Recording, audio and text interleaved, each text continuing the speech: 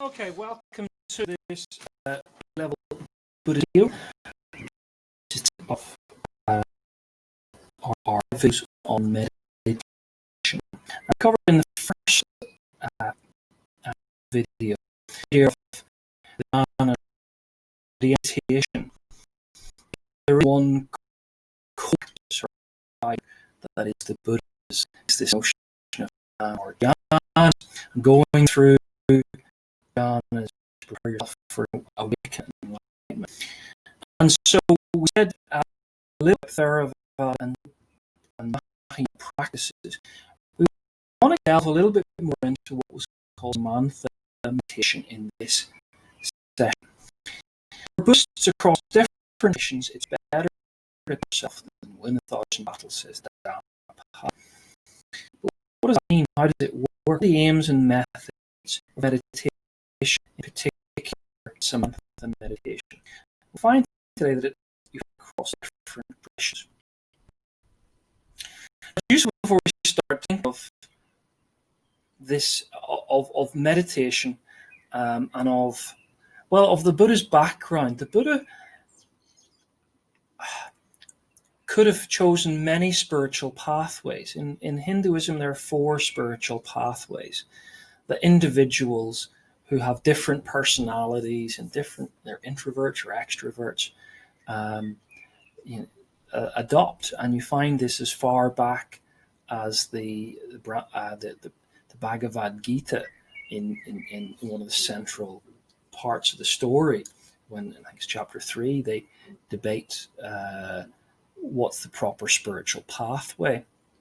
But maybe it's just that all of us enjoy doing things in different ways, and it's no surprise that there is this diversity of practice and of purpose in meditation.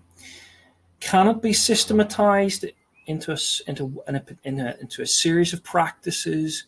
That happens a lot in sort of development or evolution of religion. Things get systematized into a series of practices and elaborated and embellished, as it were. And you're going to see that a little bit today. So my suggestion here is that generally, as I pan across history and practice today, we can see four different purposes to meditation. We have, first of all, concentrative meditation as a purpose, to focus your attention gradually on an object, a sound, a candle, a visual image, a physical sensation that would help you focus and concentrate. That's one type of meditation. Some meditation is typically generative. I think as a Christian of supplication, of prayer for others. When I pray, I'm asking God to do things for other people. And generative meditation is exactly that. Bhavna Tana, to cultivate, metta bhavna, to cultivate loving kindness, is to wish others, to generate love towards others. Meditation can be for the purpose of being receptive, whether it's using breath prayer, mindfulness of breathing.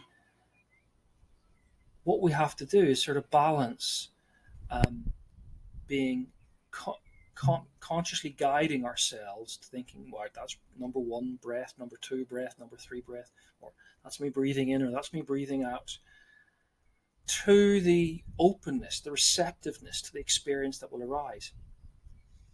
This attitude of open, receptive attention is the emphasis of the receptive type of meditation practice. Now, you see this quite a lot in both Tibetan tradition and in Japanese Zen tradition, in Dogen and in Zazen, just seated practice. But then there's this fourth kind of meditation, reflective meditation, that involves turning your attention to a particular theme and being open as you turn your attention to it, to what arises from the experience. This isn't quite inductive thinking, but it's not far off. You're not thinking, you are turning your attention, you're wondering. Think, ponder, wonder, teachers say. Well, look at a thing, consider it, be open to what it's saying to you. And again, we find this both, I think, in Theravada and Mahayana. Theravada particular focus on impermanence and anicca. The Mahayana focus on interconnectedness, as well as all the other faith-enhancing practices, such as meditating on the qualities of the Buddha. All of these are reflective. So my little typology here is not a traditional typology, wouldn't be accepted within Buddhism. It's perhaps even more Hindu, along the sort of Hindu spiritual pathways. But it perhaps explains why we find this diversity, because people are diverse. Maybe there is some system, some progression that we have to follow, some pathway, some jhana.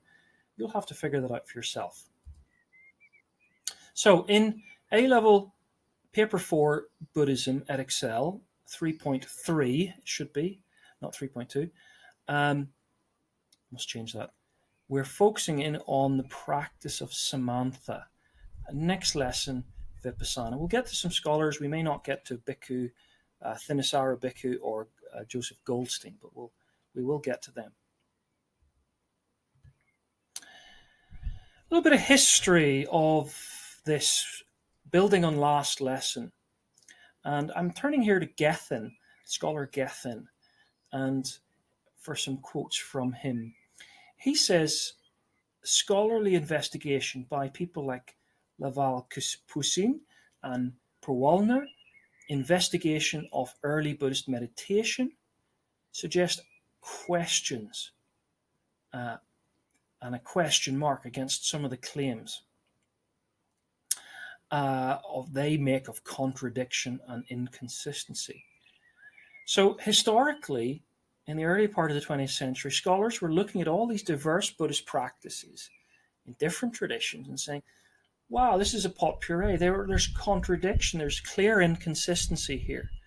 And Gethin thinks, well, that is to not appreciate attempts to unify or to build systems or to build progression, or perhaps even the Buddha's own jhana, dhyana practice. He says there is diversity, that's clear. The jhanas, the formless attainments, calm versus insight, concentration versus wisdom, the immeasurables, the divine abidings, all these other range of things. And yet these are not different conceptions of the Buddhist jhana, the path, vying with each other. He claims there is no great struggle going on between these advocates. The way of calm, Samatha, and meditation jhana on the one hand, and the advocates of insight, Vipassana, and understanding on the other, Gethin. Now you'll have to decide for yourself, is he right? Is there any great, there are not, that's a very big claim, there are not two radically different conceptions of the Buddhist path vying with each other. Earlier scholars, you've seen them here, think so. But not so, says Gethin. How far should claims to original Buddhist practice and teaching by Theravada or by critical scholars that it has just evolved be accepted? You'll have to decide for yourself.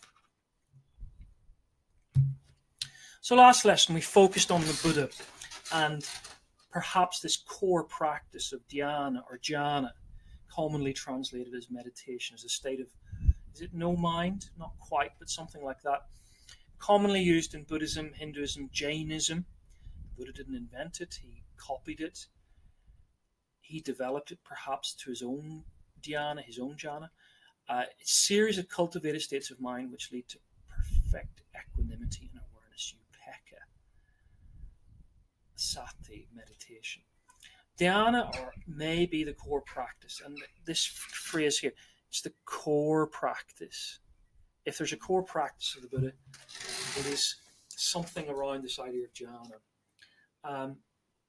But it kept growing. It was added to. It was appended with other forms of meditation throughout Buddhism's development.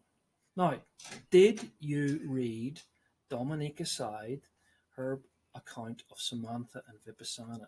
If I asked you now, could you tell me what is Samatha, what is Vipassana? If you want, meet up with somebody, talk to somebody, tell them what you found out. Pause the video, write it down now if you can. What is Samatha? What is Vipassana? What does Side say about them?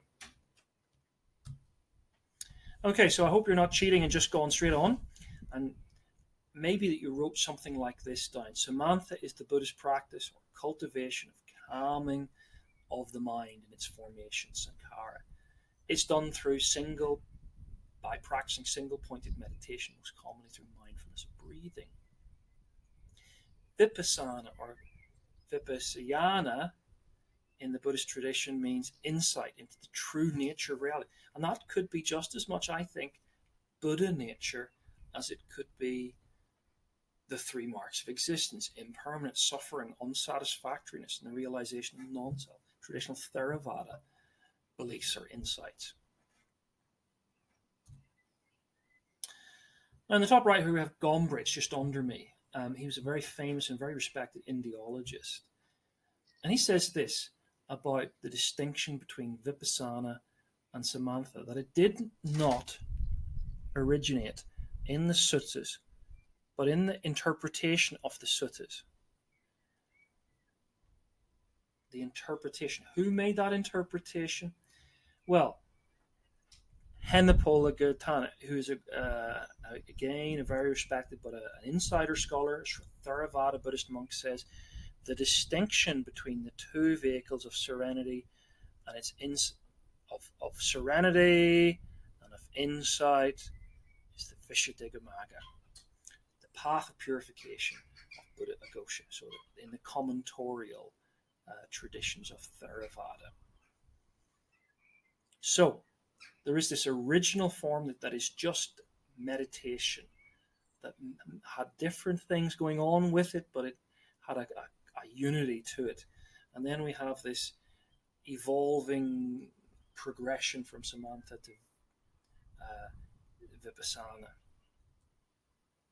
Now we saw this last lesson, and it's useful, but it's problematic.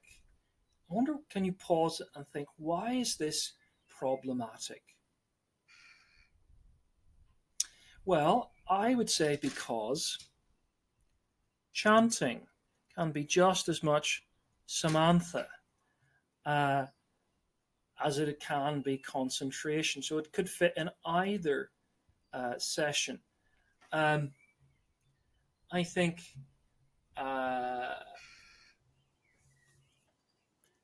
some of these things could be just as much Mahayana. Walking, counting steps is used by Thich Nhat Hanh and is just as much.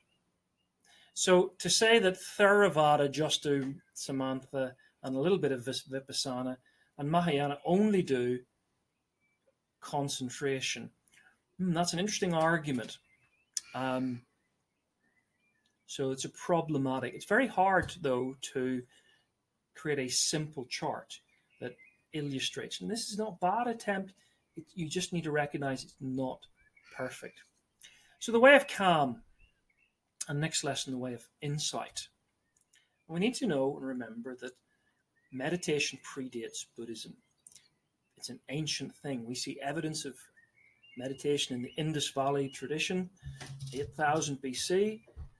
In the Bhagavad Gita, we have meditation referred to. Certainly Hindus or Brahmin priests have been practicing different forms of dhyana, slight variations for perhaps thousands of years. It just means meditative absorption. We remember from last lesson the Buddha's own meditative absorption through the four states of it, the four types, trances. jhanas. He had mastered these actually throughout his life, under the rose apple tree as a child, with the ascetics as an adult, and then finally under the Bodhi tree.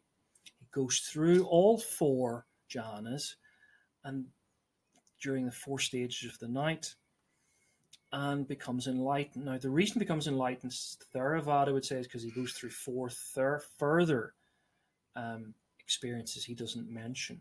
That's interesting. Dhyana or jhana was something, variations of dhyana or jhana were practiced by different people. Wonder, can you remember these names? After age 29, the Buddha left his father. He went to study with a Shramana renunciant called Alama Kalama. I'll ask you that name later. Can you remember it? Who practiced an early kind of Samatha Kanya, Vesaliya. Alara, remember her name? Alara Kalama, taught Gautama Buddha meditation. And his big selling thing was the sphere of nothingness. He will help you progress through the jhanic state of the sphere of nothingness. And actually, the Buddha achieved that very quickly, it's claimed. He was asked to stay with Alara Kalama and refused. He wasn't satisfied. He moved on. He went to, now remember this name, Udeka Ramaputta, who may have been a Jain, some think, and taught him something else, the immaterial attainments or formless realm. Are these the same things? Are these different things? Are these contradictory things?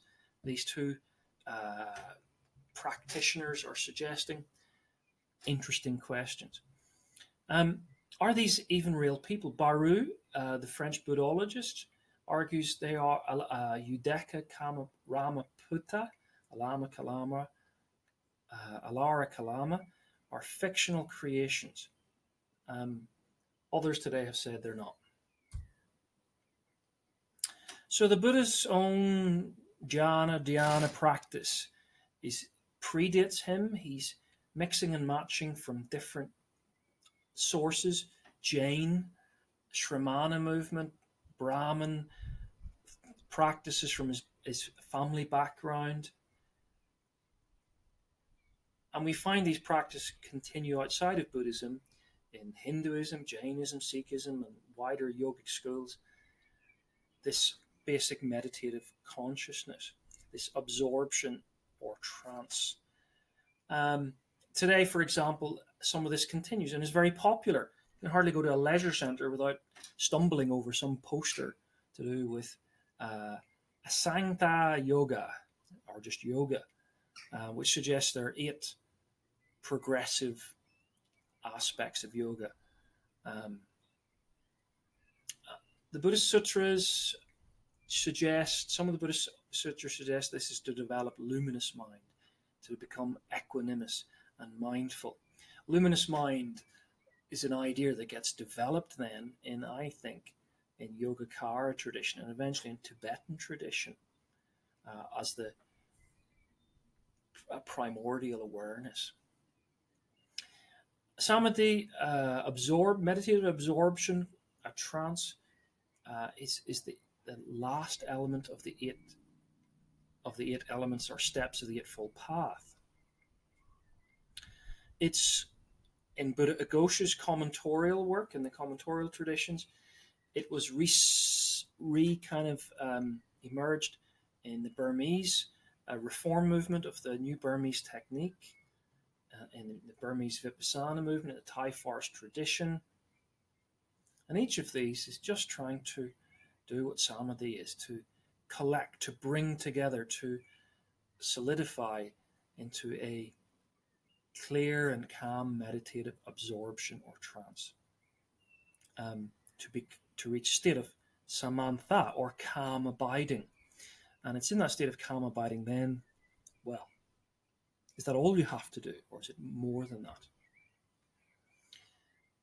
Vettner, another important scholar, says uh, the Buddha and dhyana is the training of the mind, commonly translated as meditation, to withdraw the mind from automatic responses to sense impressions and lead to a state of perfect equanimity and awareness. Now, some of this sounds a bit like vipassana, and this suggests how much of a Venn diagram, how much they overlap, Samatha and vipassana. The end purpose or result of Samatha is a gradual appreciation of calm and concentration. Samatha is a very much gradual practice. Leads to higher states of mental development or states of consciousness, it's claimed. And Theravada certainly claim you can only achieve nirvana, nibbana, when combined with vipassana. Getham again suggests it's clear that it developed Buddhist theory in two ways, Samatha and vipassana, are seen together forming the basis of realization of the Buddhist goal. When calm and insight meditation are brought together, Yogananda, the unconditioned, may be experienced. In developed, well, the key phrase here is developed Buddhist theory. What developed Buddhist theory? Well, probably Theravada developed Buddhist theory. But there's elements of this in Mahayana as well.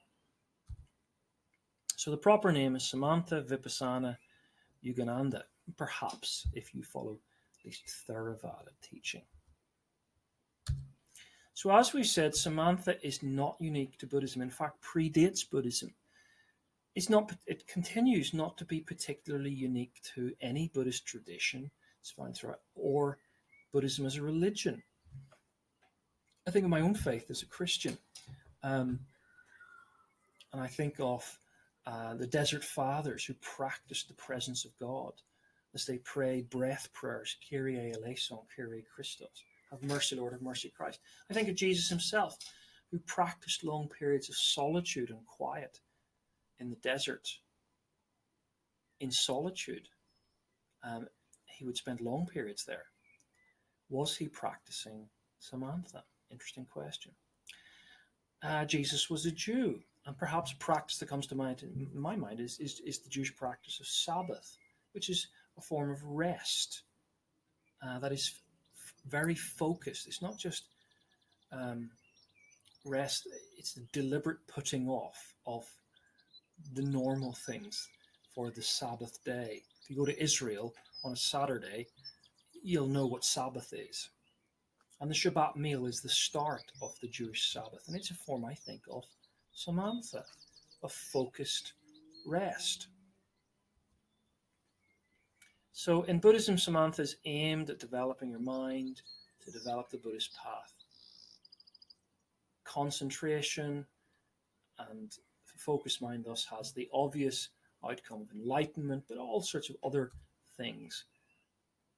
The Pali Canon describes one of the two qualities of mind developed in Buddhist meditation as being in addition to vipassana or insight.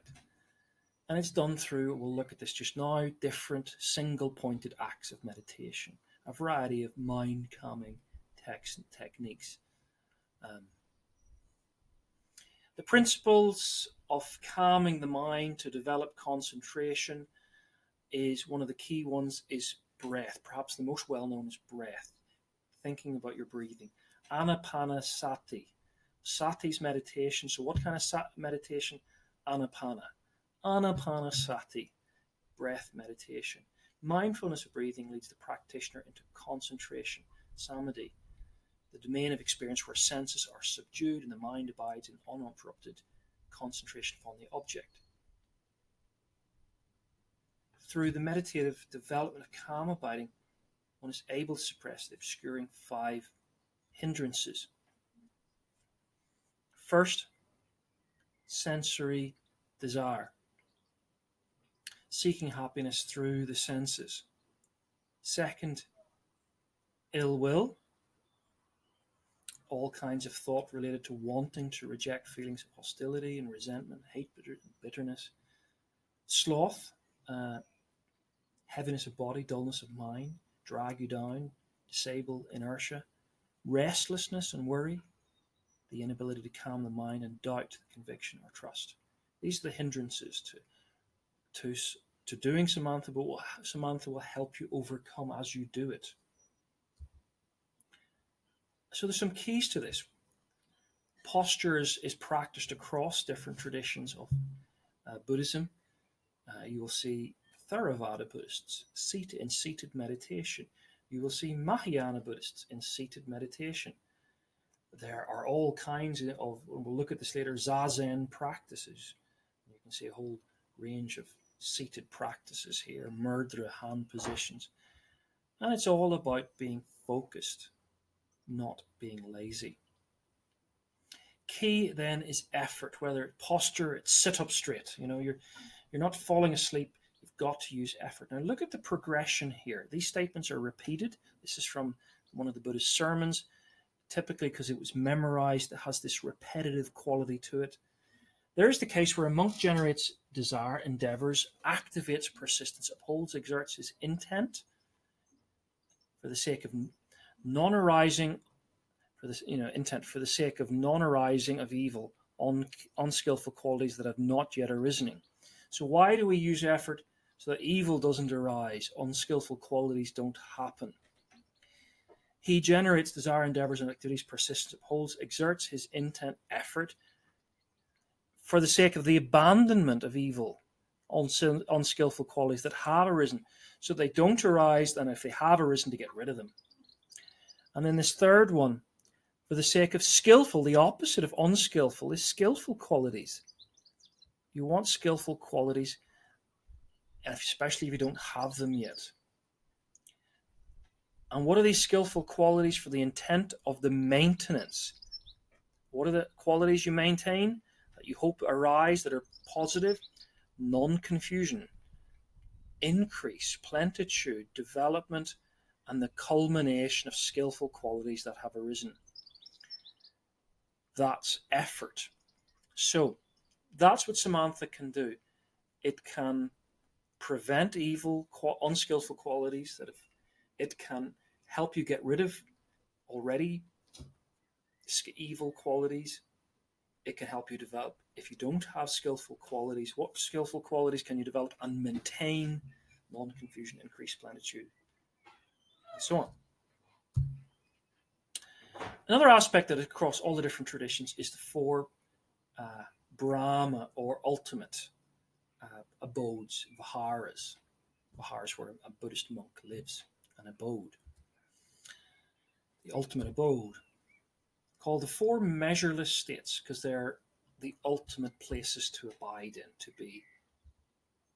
Sometimes it's called the four immeasurables.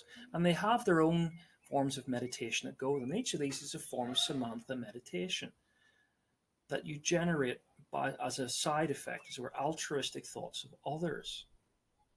First, metta bhavana, loving kindness meditation towards others. Karuna bhavana, developing compassion through generating thoughts of how you will help others. Mudita bhavana, thinking joyously of others' good qualities and their success. Upekkha bhavana, equanimity, generating thoughts of how we're all equal. All equal. So as we said, the key practice is anapana sati, mindfulness of inhalation and exhalation. And this gets rid of further ideas, these 7 factors of enlightenment. It helps you achieve the 7 factors. Mindfulness, 1. Investigation, 2. 3. Energy, 4. Joy, 5. Relaxation, 6. Concentration, 7. Equanimity. And it is, while it's the most popular, there's no exact method. Do you count the number of breaths you use? Do you focus on your inhaling and then exhaling? From teacher to teacher, this changes from religion to religion. But it's to create focused, calm mind. It's very useful because you cannot get rid of your breath. You always have it. So it's a tool that you can use wherever you are. And it's the foundation of other techniques, certainly in Theravada. is mindfulness of breath, a breath meditation. Now, in the two great traditions, Samatha is practiced differently. There are specific things. Chanting is a very specific thing. Chanting of mantras is specifically, particular specific mantras is very specific to different Buddhist traditions. As you focus on the words, Pure Land Buddhists chant Namo Amida Butsu, Nembutsu, or in deep voice, Nembutsu, Nem. Tibetan Buddhists have an even deeper voice, Om Mane Padme Hum, Om Mane Padme Hum. And so Pure Land are focusing on Amitabha of the Pure Land, Tibetan Buddhists on Avalokitesvara. In Theravada, specific practices emerged perhaps with the commentorial traditions of Buddha Aghosha in the 5th century. He notes in the Pali Canon there are 42 what he calls worthy. That means these are the proper ways of doing meditation, worthy objects of meditation. Worthy because they are constant. Well, he says they aid concentration without being too distracting. So meditating on a candle might be a form of meditation. Meditating on a cookie, on a biscuit, follow the biscuit, is not. Now, having said that, I think there are some biscuits that are meditated on in Theravada called cassinis. Cassinis are small discs that you focus on. Focus on the cassini, focus on the cassini. And can you see the cassini? Look, there are two cassinis here. Look, there's one here. Look at the cassini. There's this cassini there. And you focus on it until you create an image of the cassini in your mind, in the practitioner's mind. They're often linked to elements like earth and fire. There's 10 of them. But in an advanced cassini practice, you don't even have the physical object. Can you see the cassini? Can you see the cassini? Can you see the cassini? Look, you can see the cassini. Look, can you see the cassini? Worthy objects, they're neutral, unprovocative, unremarkable, and they have these basic colors. It was claimed that in the Vishuddhimagga, if you do this enough, that you get supernatural powers. You can dive into the earth, you can fly in the air, you can run through solid objects, maybe. So in summary then, Samatha meditation is pre-existed the Buddha. It's found in Brahmin traditions, in Jain traditions. It was found in Shramana movement practitioners. It continues to be found and practiced by many, not just even Eastern traditions, but Western traditions. It's for the purpose of to develop mental concentration and focus. It's often used and systematized in practices that would develop it, especially in Theravada. Cultivates mindfulness. And you can use things like breathing or cassinis or whatever to focus on, single pointed meditation. And it's used as to reach the higher states of meditation, states of awareness.